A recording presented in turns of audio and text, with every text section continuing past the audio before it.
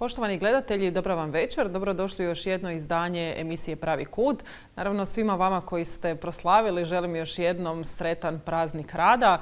Mi u Pravom kutu odlučili smo ga obilježiti malo drugačije, s one druge strane, iz onog pravog kuta, barem kada mi gledamo, a to je sa osobom koja je velik dio svog života posvetila volontiranju i humanitarnom radu. Čast mi je večeras pozdraviti u studiju profesoricu Nevenku Borjan, izvršnu direktoricu udruge BK Velebit. Gospođo Borjan, dobra vam večer. Dobro večer. Evo, kao što sam rekla i u uvodu, danas su sindikalisti, članovi sindikata, predstavnici sindikata imali svoju tradicionalnu prosvjednu povorku. Način zapravo kako inače obilježavaju praznik rada, 1. svibanj. Međutim, s one druge strane postoji puno ljudi koji nemaju prosvjedne povorke, koji jednostavno svoj život posvećuju volontiranju, humanitarnom radu. Jedna od tih osoba ste i vi, poznati ste širokoj hrvatskoj javnosti. Pa nekako za početak, što vas pokreće u vašem humanitarnom radu? Pa eto, ljubav prema bližnjemu, a pogotovo poslovica sit gladnom ne vjeruje, u koju sam se uvjerila dosta puta osobno. Iz teške sudbine velikog broja građana danas u Hrvatskoj. Izvršna ste direktorica udruge BK Velebit, jel nam možete malo više zapravo reći o samoj udruzi? Naime, udruga je prosvjetno-kulturnog, ali i humanitarnog karaktera. Da, ja sam od nedavno izvršni direktor. Prije toga sam bila tajnik udruge. 2 godine najmanje sam volontirala. I za to vrijeme volontiranja smo došli do ovdje prosvjetno-kulturna i humanitarna udruga BK Velebit, jer nekada to je bio Velot klub Velebit. Isto tako humanitarnog karaktera koji se u stvari tim radom počeo baviti negdje 1993. godine. Dakle, tu je iznikla, izrodila se ta ideja o humanosti. I tu je začetnik, današnji i nekadašnji predsjednik naše udruge, gospodin Josip Braco Pil. Tu je još u osnivačima bio Željko Pervan i još 2-3 ljudi, tih davnih godina. I dečki su kartali belu, imali su isto tako veliku želju pomoći, jer i tada, tim ratnim godinama pogotovo je bilo izuzetno velikih potreba, mada ja ne vidim baš da su danas prilike bolje, ali eto.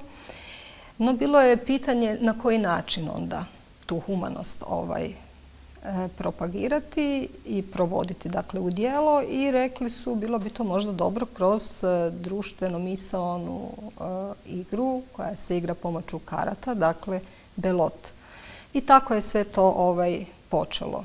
Do negdje 2011. godine, kada sam ja, u stvari 2010. na 2011. kada sam se uključila u rad te udruge, s obzirom da sam ja profesor po struci i da sam vidjela da humanost ne samo u segmentu akcija, prikupljanja, raspodjele, humanitarne pomoći potrebitima je jako potrebna i na području odgoja i obrazovanja. Tu mislim na izvaninstitucionalni odgoj i obrazovanje. I tako da sam odlučila statut doraditi, uvesti neke druge djelatnosti, a to je zahtijevalo samo po sebi i prilagođavanje imena. Tako da je to neki logični slijed. Isto tako se i Zakon o udrugama nekoliko puta mijenjao na bolje. Pa je isto bilo logično recimo da pribavimo rješenje Gradskog ureda za socijalnu zaštitu i osobe sa invaliditetom o tome da smo baš humanitarna udruga, klasično kao recimo Caritas, Crveni križ, da imamo pravo non stop, na to prikupljanje i raspodjelu, jer teško vam je recimo ako ste udruga nekog drugog, vida, 3 akcije imate pravo recimo godišnje napraviti, pa uvijek to zahtijeva otvaranje posebnog recimo računa ili nekih dodatnih izdataka. Tako da to je neki logični slijed kako smo postali to što smo danas. Evo, kroz cijeli taj razvoj, prvo pilot kluba, naravno, a sada i udruge i humanitarnog i prosvjetno-kulturnog karaktera, u kojoj ste sada fazi danas? Pa danas smo recimo u fazi da smo iz nekakvog volontiranja, dakle izrodilo se, dakle kad čovjek zaista radi i radi ono što voli, imamo jedan manji stručni tim, tu mislim na izvaninstitucionalni oblik odgoja i obrazovanja. I posvetili smo se najviše, dakle, tom području djece i tu nam je najljepše raditi. A pogotovo kad vidite uspjeh djeteta. A što to znači? Tko su korisnici zapravo? Naši korisnici su, dakle, predškolci i osnovnoškolci. I eventualno srednja škola ukoliko je prilagođeni program, jer se zaista ne možemo raspršiti, to bi zahtijevalo puno više ljudi, a socioekonomska situacija u Hrvatskoj je zaista, bez obzira da li vi preko projekata ili na bilo koji drugi način pokušavate u udruzi imati jedan stručni tim, a ovo čime se mi bavimo, dakle nisu neke akcije koje traju 3, 4, 5, 6 mjeseci, zaista nam je potreban barem jedan manji tim, pa uz onda još volontere, studente to proširiti. Potrebno su nam ljudi koji su u radnom odnosu, ne mora to biti stalni radni odnos, ali mora biti radni odnos. Dakle, i tu je teško namaknuti dostatna financijska sredstva. Ali eto, mi napredujemo. Za sada smo zadovoljni. Koliko je to, eto. Znači, pomažete predškolcima i osnovnoškolcima sa teškoćama u učenju? Pa da, u stvari ja sam 2012. počela sa jednim programom prevencija neprihvatljivog ponašanja i odmah godinu nakon toga je isto tako bilo prevencija neprihvatljivog ponašanja, problematika internetskog nasilja. S obzirom da sam u toj fazi već 2012. vidjela da u osnovnoj školi u biti najbitnija su vam djeca i to baš ona od prvog osnovne, jer tu se dijete može formirati i promijeniti svoje stavove o životu, pozitivnu sliku o sebi, dakle dobiti... To zapravo stvara i one temelje van kućnog odgoja. Tako je, da. I tako da sam, eto, krenuli smo sa time i tu ima jako puno djece, dakle, sa teškoćama, mislim na lakše teškoće, dakle, ne mislim na težu problematiku, jer zaista nemamo financijska sredstva da bismo imali takav dostatni tim, ali i to je jako puno, jer danas u osnovnoj školi ima jako, jako puno djece koja trebaju samo mali, recimo, poticaj, malo pojašnjenje da bi dijete moglo slijediti tijek gradiva, jer kad dijete ne razumije... To sam vas baš htjela pitati, jesu li oni zapravo najviše marginalizirani?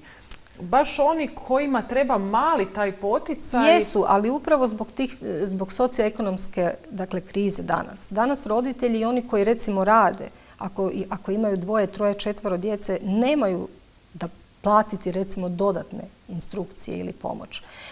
A kad vi djetetu to ne možete priuštiti, onda naravno da tu fali i socijalizacije, jer djeca se povlače u sebe, dolazi do brbljanja, prepirke. Dakle, a samo je mali poticaj djetetu recimo potreban da bi to savladao i da bi naravno pratio gradivo i da bi sve to klapalo, štimalo onako kako bi trebalo biti. Svaki neuspjeh sigurno kao i odraslom čovjeku, tako i djetetu djeluje demotivirajuće na neki način. A posebno, eto, to sam isto htjela dodati, recimo danas je, koliko sam ja primijetila, što se tiče djece osnovnoškolaca, jako velika disperzija te djece. Nekada su bili u razredu, evo ja se sjećam, recimo, svi smo bili nekako podjednaki i te oscilacije nisu bile toliko velike.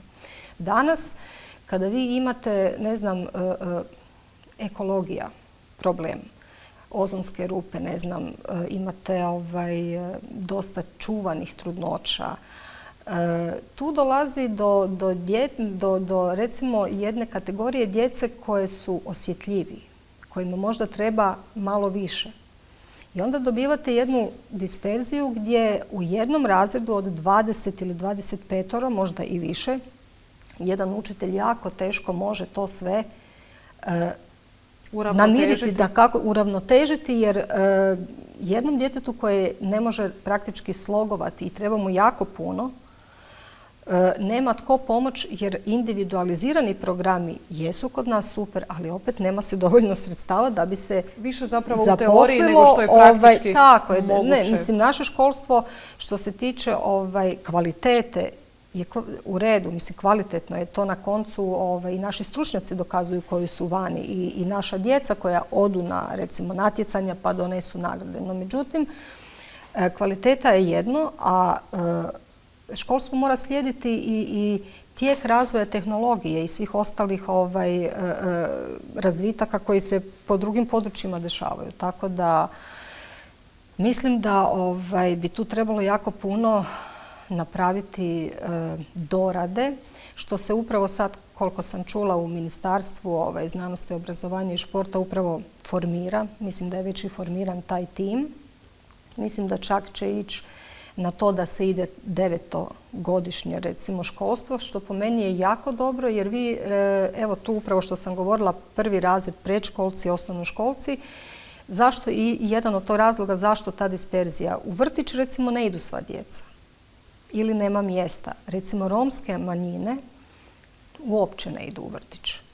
I sad vi dobivate u tom 1. razredu, dakle, jedni već znaju gotovo sva slova čitati, pisati, drugi praktički ne znaju što su to slova.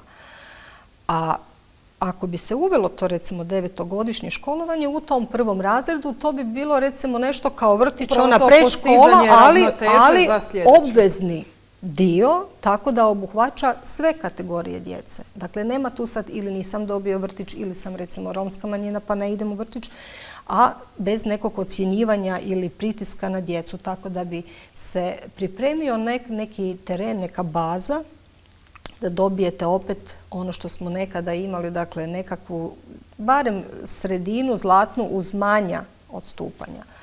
Ono što bi još po meni, recimo, trebalo u obrazovanju napraviti, da, integracija djece, svakako. Recimo, ja sam specijalizirala u Poliklinici Suvag audio rehabilitaciju jer sam i prevodila za njih.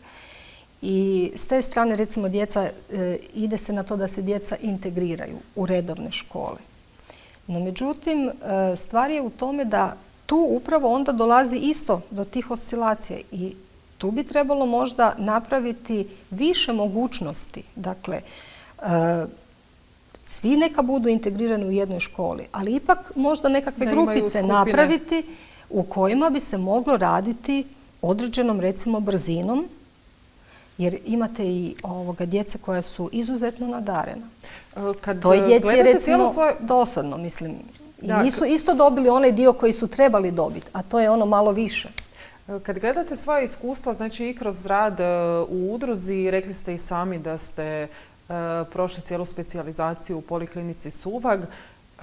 Kad gledate roditelje zapravo djece manjih poteškoća, kako ste i sami rekli, ali i djece koju pokušavaju integrirati u redovni školski sustav, mislite li da je ponekad problem u roditeljima? Da, mislim. Mislim, zato smo i ove godine uveli, imali smo 2 aktivnosti.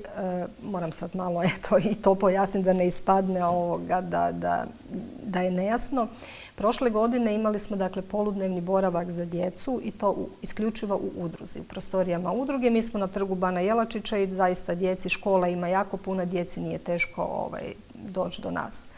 S obzirom da se potreba pokazala zaista velikom, ove godine srijedom i četvrtkom smo, recimo, ja i moja defektologinja u jednoj školi gdje imamo preko 40 djece, upravo sa takvim teškoćama. I uz to što imamo aktivnost, dakle, individualna pomoć uz opremu Suvag, grupni rad u udruzi, ovo sada u školi, vidjeli smo da treba 3. aktivnost uvesti, a to je savjetovanje roditelja. Dakle, apsolutno se slažem sa time, jer roditelji ne da ne žele, nego ponekad nisu svjesni koliko su oni bitni i koliko bi se trebali uključiti dakle, u razvoj. Koliko je uopće moguće potaknuti roditelje da primijete određene poteškoće kod djece, da ih ne forsiraju, da se pod bilo koju cijenu uklope u društvo, u sustav, već jednostavno da shvate da možda njihovom djetetu su potrebne, to jest da možda njihova djeca imaju malo drugačije potrebe? Pa gledajte, teško je reći ovako nekako globalno. Dakle, zavisi vam od individua do individua, dakle od djeteta do djeteta, od roditelja do roditelja. Zavisi. Jeste li se susretali sa slučajevima negiranja problema, poteškoća? Kako se to rješava? Mislim... Pa gledajte, ako roditelj negira, da tako kažem, teškoću koja postoji, taj dio škola odrađuje sa svojim stručnim timom. I mislim da je to najbitnije onda da škola odradi, a ono što mi možemo, dakle u udruzi isto tako kroz nekakva savjetovanja, kroz druženje, barem jednom u 2 tjedna, koliko nam to mogućnosti dakle dopuštaju, kroz razgovor dakle ukazati roditelju na tu teškoću, da nije ta teškoća nešto što se ne da ispraviti ili što se da tako, kako ste i upravo rekli, ne da premostiti, ali potaknuti isto tako roditelja da dodatno doma sa djetetom napravi ono što bi trebalo, jer onda ide puno brže. Na koji način uopće roditelji dolaze do vas? Kako uopće odlučuju se za pristupanje vama, udruzi i na neki način korištenju svih usluga koje pružate? Pa s obzirom da sam napomenula već prije da ovaj dio, dakle izvan institucionalnog odgoja i obrazovanja, mi sa nekakve platforme humanosti, dakle odrađujemo, do mene dođu najčešće preko centara za socijalnu skrb, jer imam jako lijepu suradnju sa svim podružnicama centara za socijalnu skrb Zagreba, pa čak i Zagrebačke županije. I meni obično socijalni radnici putem uputnice, dakle potvrde, upute neku obitelj. Najčešće je to za odjeću, obuću, dakle u materijalne potrepštine. No međutim, sve te obitelji često imaju i dosta djece, dakle 2, 3, 4, možda čak i više. I oni koji su osnovnoškolce imaju potrebe, isto tako ih centar uputi dakle, na nas. Zapravo kod vas nekako dobiju sve u jedan, stvarno. Dobro došli su svi, mislim, mi ne odbijamo, bilo je i kako se sad već pročulo zaista za nas i preko Facebooka i preko prijatelja. Javljaju nam se dakle sve kategorije, da tako kažem, socioekonomskih uvjeta koje obitelji imaju, ali prioritet su nam dakle ta djeca i tu zaista imamo ih ove godine već sigurno u udruzi oko 60. Da sam htjela pitati koliko štićenika, da tako kažemo, korisnika te djece imate? Koji su recimo kod nas na boravku, dakle pomoć u učenju i socijalizaciji imamo oko 60-ak, ali obitelji što se tiče same humanitarne pomoći, jer vi kad upisujete jednog korisnika, taj korisnik ima obitelj, tu ih je recimo sve skupa ima čak i 600. Kako koordinirati uopće taj humanitarni dio i ovaj prosvjetno-kulturni? Pa za sada nije toliko teško jer mi imamo recimo odjeću, obuću u udruzi. Ljudi nam donesu često puta. Ne radimo tipa akcija kao što su recimo, ne znam, udruga Nora Šitum da se ide sada na prikupljanje nekakvih velikih novčanih sredstava što zahtijeva zaista veliku koordinaciju. Tako da taj dio recimo ponedjeljak, utorak i petak u to doba sve te obitelji mogu doći, pogledat, uvijek će im neko to omogućiti. Ukoliko si čovjek nešto odabere, jednostavno se potpiše potvrda o preuzimanju i to je to.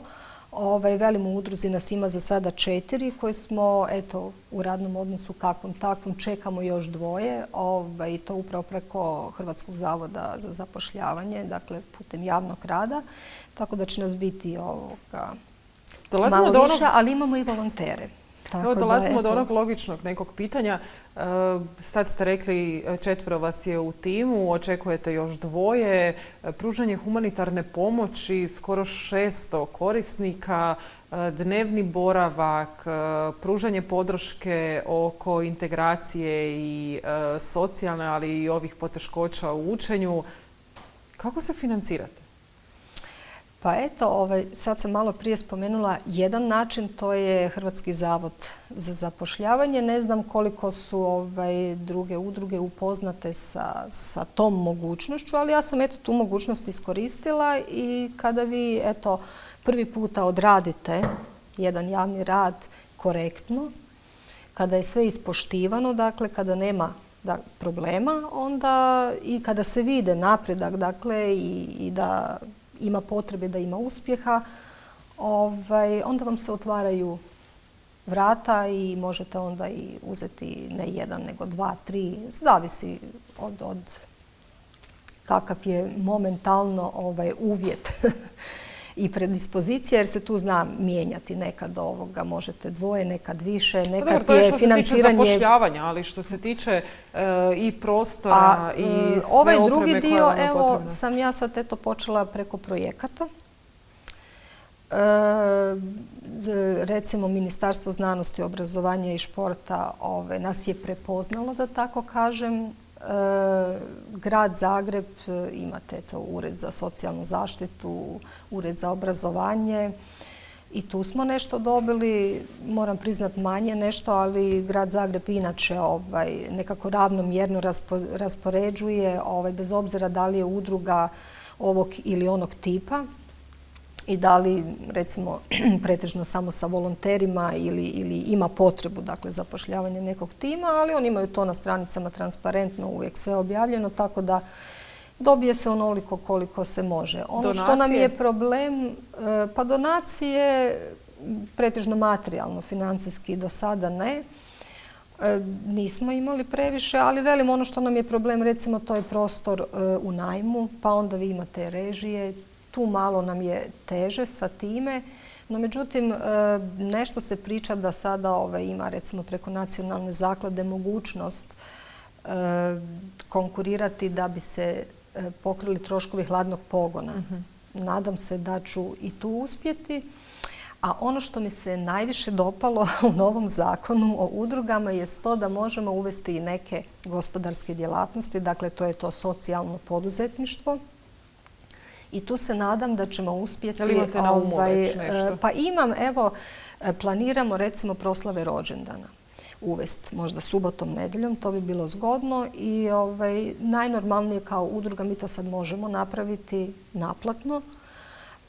Ti rođendani, nijedan kad gledate od McDonald'sa do ne znam kuda nisu baš tako jeftini, znači moglo bi se sa nekim našim djelatnostima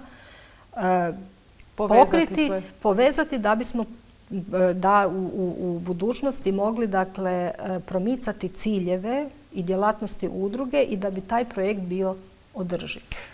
Rekli ste i na početku kad ste pričali kako je uopće krenula cijela ideja, sve je nekako krenulo od Bele, vrlo zanimljivo zvuči. Koliku ulogu Bela evo i danas ima u udruzi?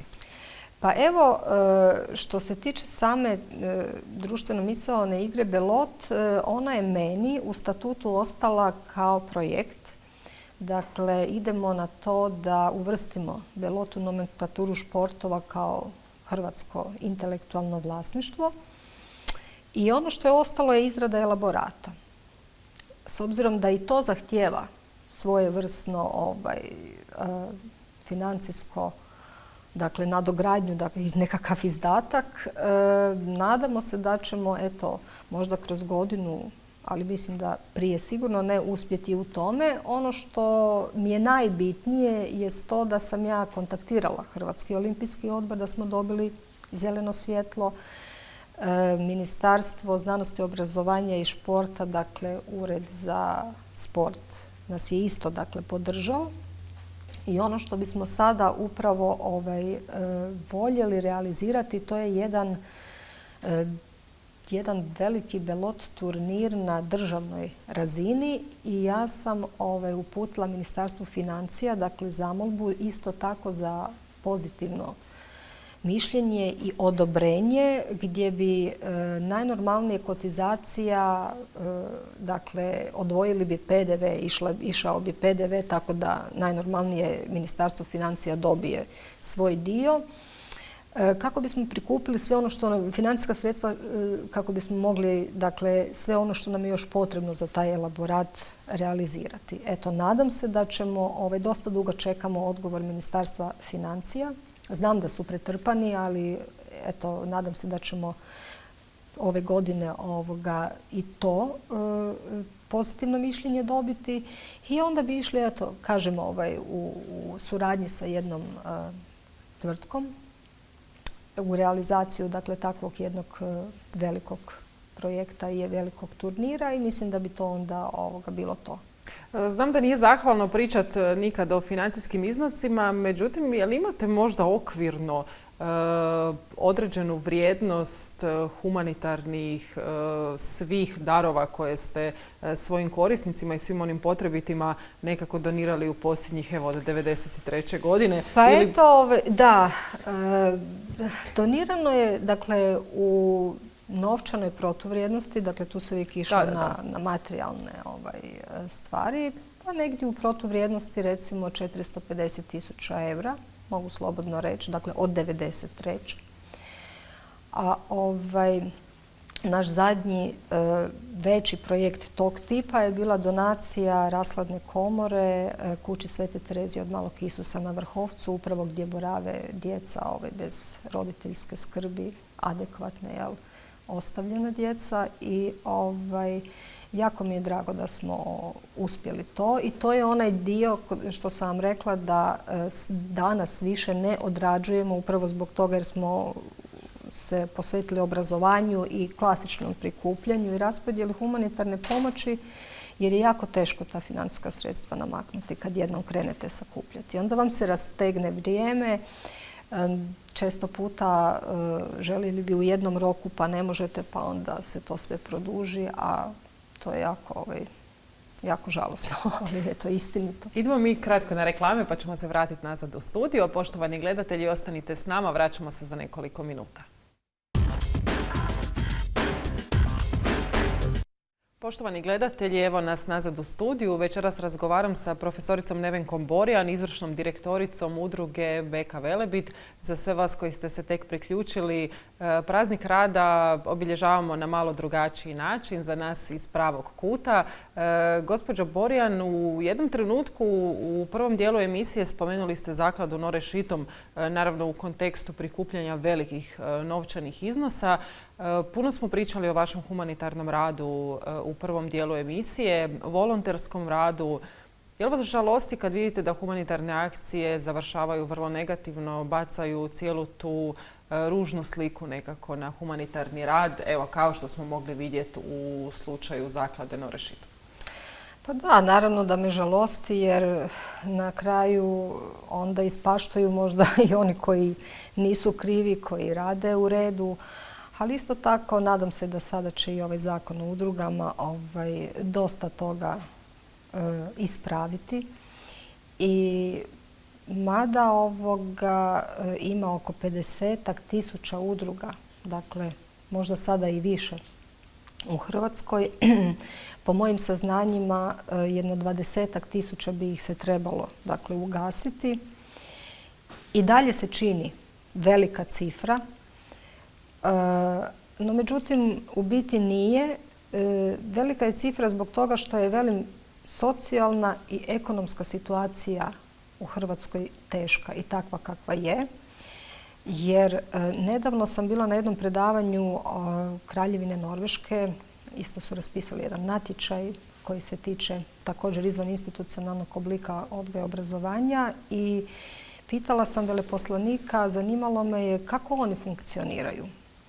Rekli su mi da je približno broj stanovnika podjednak kao i u Hrvatskoj. Znate koliko imaju udruga? Preko 100.000. I svi normalno funkcioniraju. Ali isto tako imaju razine. Neke su, dakle, na višem nivou, na državnom nivou, neke na lokalnom, neke samo na volonterskom. I naprosto zanima me zbog čega mi ne bi mogli jednom pokupiti izvana nešto što valja. Dobro, razvoj civilnog društva, neprofitnih organizacija, priča se već stvarno dugi niz godina u Hrvatskoj. Kaže da onoliko koliko je razvijeno civilno društvo, toliko je i razvijena demokracija u određenoj zemlji. Kad ste spomenuli Norvešku, između ostalog oni zajedno sa Lichtensteinom, Islandom dodjeljuju određene novce, to jest sredstava putem fonda svim zemljama centralne i istočne Europe. Evo danas je čak u Sisku, to jest jučer predstavljen projekt Zajedno za bolje, za integraciju Roma zapravo u lokalnu zajednicu. Koliko se vama obraćaju pripadnici romske nacionalne manjine? Pa mi imamo lijepu suradnju sa njima, ali velim isto smo krenuli od centara za socijalnu skrb. Dakle, najviše radimo sa takvim obiteljima i imamo isto tako romske djece koja idu i na boravak kod nas i njima je zaista potrebno. A isto i po pitanju materijalne pomoći. Koliko mislite da je kod njih stvar predrasude problem pri integraciji u društvu? Pa znate šta, nije problem našeg društva. Više je njihova u stvari civilizacija možda drugačija, dakle kultura. I kada imate, evo ja baš sad u ovoj školi imam zaista klince prvi osnovne, nekolicinu njih, dakle, imaju djeca i želju i talenat. No međutim, to su kod dva svijeta. Dakle, kad oni dođu u školu, to je za njih drugi svijet. Kad se oni vrate kući, ti roditelji niti im mogu, niti im pružaju, a niti nemaju tu mogućnost, jer često puta je jezična barijera i kod njih samih jako velik problem. Ali ne to samo kod romske manjine. Evo imam jednu djevojčicu Ruskinja i kada smo krenuli imala je manji problem nego sada, na kraju recimo ona je 3. razred osnovne škole, jer doma pričaju najviše ruski. Dakle, sve manjine gdje se razgovara jednim drugim jezikom, da, a romske manjine nažalost su najranjivija, da tako kažem, skupina, jer uz to što je ta jezična barijera, kulturološka razlika, često puta je tu i nizak zaista životni standard, tako da ta djeca i da imaju želju, mogućnost, nemaju financijske mogućnosti ti roditelji. Zaista bi trebalo...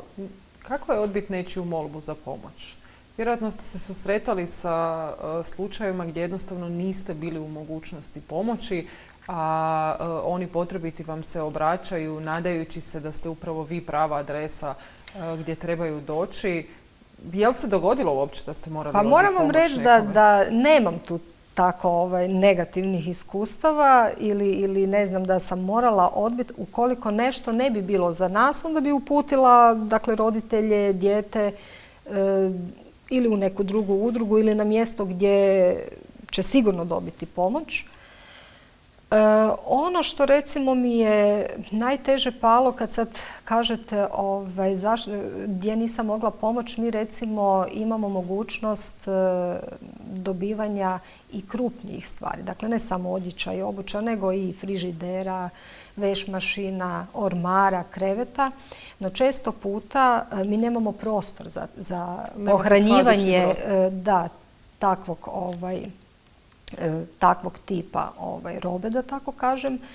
I onda imam jednu listu gdje direktno spojim, dobavljača, da, donatora i Sad dakle već kod korisnika. trgovačkom lancu pričamo. Ali problem je u tome što recimo i taj prijevoz košta. I sad ako donator donira, znači neki frižider ili nešto, nema mogućnost on sam to odvesti, korisnik nema novaca, dakle to najmanje da plati prijevoz, da. Par 100 kuna košta i tu često puta ne znamo što bismo Dolazi do praznog prostora, zapravo imate i osobu koju treba, imate i donatora koji... I još jedan problem, evo kako sada preko Fejsa već društvena mreža gdje je stvarno povezana cijela Hrvatska i kako dosta već znaju za nas, obraćaju nam se često puta ljudi koji su izvan Zagreba i Zagrebačke županije. Imamo jednu obitelj koja dolazi recimo iz Erduta, ali oni imaju mogućnost, ali ima takvih korisnika koji pošalje vam preko Fejsa da li imate, ne znam, za bebu, mi sve to imamo i sad ja automatski odgovaram, može, dođite, nema problema, Trg Bana Jelačića 15, veli, a jel u Karlovcu? Ja rekao ne, u Zagrebu, joj, onda ništa. E sad, ja bi ovom prilikom apelirala, ne znam, pokušala sam par puta, no međutim nije išlo recimo preko ovih autobusnih prijevoznika. Ako nemate, mislim, skupo košta paket slati. Poštom, dakle, nije, mislim, i za nas kao udrugu nije to baš jeftino, ali apeliram da se i oni uključe malo u humanitarni rad ukoliko ima recimo prostora u bunkeru, zašto se ne bi otpeljao jedan paket na odredište, tamo dođe korisnik, pokupi i sve skupa. Nadam se da će jedan dan biti malo više... Evo mi apeliramo na autoprijevoznike da se uključe. Malo više dobre volje, jer velim ovako, žao mi je, ali eto, to je jedan od Dobro, to su prepreke s kojima se zapravo dosta često susrećete, ali ono što me zainteresiralo, također ste u jednom trenutku rekli da vam volontera uvijek nedostaje, naravno. Koliko je uopće u Hrvatskoj po vama raširena ta svijest kod ljudi za potrebom za volontiranje? Pa, znate što, ja recimo imam, isto tako nisam spominjala, suradnju sa volonterskim centrom Zagreb. Oni imaju, dakle, isto preko interneta, dakle, mogućnost učlanjenja volontera i oni se meni javljaju, dakle, putem internetske stranice. No, međutim, meni ovdje, ja možda nisam najkompetentnija za neki sud o tome, jer meni se javlja dosta volontera jer radim u obrazovanju, dakle izvan institucionalni oblik odgoja i obrazovanja i tu ima jako puno recimo studenata Pedagoške akademije, Edukacijsko-rehabilitacijskog fakulteta, Filozofskog, dakle njima to dobro dođe, a neki dakle čak na pojedinim odsjecima i fakultetima imaju u zadatak, dakle uz seminarski rad odraditi tako jedan nešto. Tako da meni ovaj dio nije problem. Dobro, ove godine je malo manje, prošle godine se jako puno javilo. Ali ove godine pak imamo veći tim stručni, prošle godine smo imali manje, tako da sve nekako jedno s drugim kompenziramo. I po tom pitanju nemam problema. Evo sad sam dala recimo na volonterski centar jedan manji drugi projektić, dakle a to je prikupljanje, raspodjela, sortiranje same humanitarne pomoći. Tu se je već manje ljudi javilo. Tako da velim... To već možda ne bi. Da. Tako da ne znam, velim, tu bi možda sam volonterski centar ima vjerojatno neku statistiku o samim volonterima, ali velim, ja sam zadovoljna sa svojim volonterima. Zaista su cure, pretežno su sve studentice, dakle 2., 3., 4. godina i ono što bih htjela da spomenemo svakako, to su radionice koje provodite Nauči me da učim. Da. Ja sam to tako nazvala, dakle nauči me da učim 3 točkice. Da. Dakle, cilj nam je prvenstveno, ono što sam rekla, pomoć djetetu ako je zaostalo u nekom momentu u gradivu, ali na način da djecu dakle, naučimo kako se samostalno služiti svojim udžbenikom, radnom bilježnicom, jer u osnovnoj školi, a to znam po sebi, mi smo vam bili ovako, nastavnik je izdiktirao na ploču, mi smo to prepisali, neko više, neko manje, neko sve, neko ništa. I kad smo došli doma, dakle, pišemo recimo za tjedan dana test, kontrolni i tako dalje i to je ono, mi smo iz bilježnice, eventualno ako smo imali nešto u radnoj bilježnici, ali udžbenik nam je bio kao neko strano tijelo, dakle, ono, mislim. A u udžbeniku u stvari sve piše, dakle, imate boldana, podebljana slova, jako lijepo sa strane još izvučeno ono što je bitnije. Ne mislim tu na matematiku, recimo fiziku i neke stvari koje djetetu morate pojasniti. Dakle, kad on razumije pa onda može to izvježbati. Ove brojčane. Ali recimo zemljopis, povijest, hrvatski, pa čak i engleski, čak i strani jezik. Dakle, tu mislim da bi djecu kad dođu u prvi razred, prije nego što uopće počnu, dakle, pisati slova, upoznati ih, djeco, draga, što vi imate sad pred sobom. Dobro, evo, je li vam palo na pamet da prijavite jedan takav projekt, da se predškolcima ili prvašićima održi 1, 2 ili 3 predavanja, nauči me da učim? Pa za sada momentalno, dakle, smo u ovom projektu i eventualno o tome ću razmišljati na jesen kad izađu novi projekti, kad ću moći aplicirati, jer sad je već pretežno sve gotovo. A do onda ja mislim da će se isto iskristalizirati i ova situacija koja nam je jako dobro i nama došla, a i školi u kojoj smo ove godine. I vidjet ćemo da li bi bilo zgodno možda to napraviti, ali ukoliko Ministarstvo znanosti i ovaj tim, dakle, ljudi koji će raditi na školstvu, ne znam kada će to biti gotovo, oformi ovu 9-godišnju školu, mislim da će se tu taj problem jedno 80%, 85% riješiti. Jedino bi, pardon što vas prekidam, svakako to trebalo provesti, recimo zvali su me prošle godine, ali mi nismo bili spremni jer nismo imali ovakav tim kao danas na Peščenicu u osnovnu školu i molili su me, rekli su da bi oni prostor osigurali, dakle, ukoliko bismo mogli doći ovako kao što smo recimo ove godine tamo, jer isto tako tamo ima jako puno recimo romske djece, a nemaju mogućnost dolaziti kod nas u udrugu.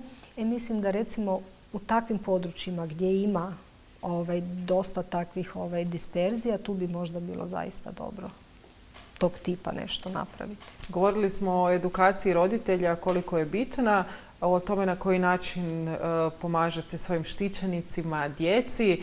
Mislite li da je potrebno dodatno nekako educirati i obrazovni kadar u školama? Pa gledajte, ono što sam rekla već prije, dakle, školstvo, ja neću reći da nije kvalitetno, je, ali nije u trendu sa vremenom. Dakle, i škola mora biti fleksibilna i mora pratiti trend vremena.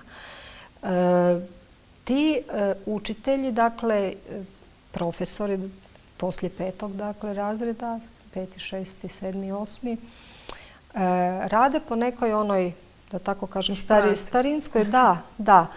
A ova, dakle, populacija djece zahtijeva možda i dosta veliku kreativnost, a možda ponekad i naprosto da vi u određenom trenutku sad odlučite, izmislite neki način na koji ćete odraditi neku lekciju. Dakle, čista improvizacija. A za to čovjek stvarno mora biti, da tako kažem, onaj profesorski smjer, jer na fakultetu svi oni, ne mislim tu na učitelji nego na profesore, mogu odabrati ili znanstveni ili profesorski smjer. I tu po meni, dakle, isto tako mora imati, dakle, i afiniteta, ne samo završiti, ne znam, određeni predmet i profesorski smjer, nego i afiniteta i smisla i kreativnosti, kao što to ima, recimo, ne znam, slikar za slikanje, pjevač za pjevanje, mislim. Eto, i tu je možda caka neka. Bližimo se samom kraju emisije, imamo još nekoliko minuta. Možda da sad probamo ponovno s onim pitanjem s kojim smo i krenuli. Gospođo Borjan, što vas pokreće? Zašto recimo ste izabrali ovaj jedan put volonterstva, pomaganja drugima, a ne onaj klasičan posao, radno vrijeme od 8 sati gdje onda uzmete svoje stvari i odete kući i evo na 1. svibanj sudjelujete u prosvjednoj koloni? Pa znate šta, ja bih rekla ovako, kad me pitaju šta sam, koja je moja vjera, onda kažem da sam po uvjerenju filozof, tako da volim filozofirati, ali mislim da sam se u određenom momentu našla na određenom mjestu, a to mislim kada sam upoznala današnjeg predsjednika gospodina Josipa Bracu Pila, udruge Beka Velebit. Sudski tumač sam po struci također i to je nešto što je freelancerska profesija i dozvoljavalo mi je vremena da se bavim volonterskim radom, ali ni to sve skupa vjerojatno ne bi se izrodilo u ovo da nisam imala nekako genetsku predispoziciju i u stvari od malena sam uvijek bila sklona pomoći i prijateljima, pogotovo starijima. Tako da mislim da se tu više faktora odjednom poklopilo. Spojilo i kliknulo. Dakle, čista sudbina.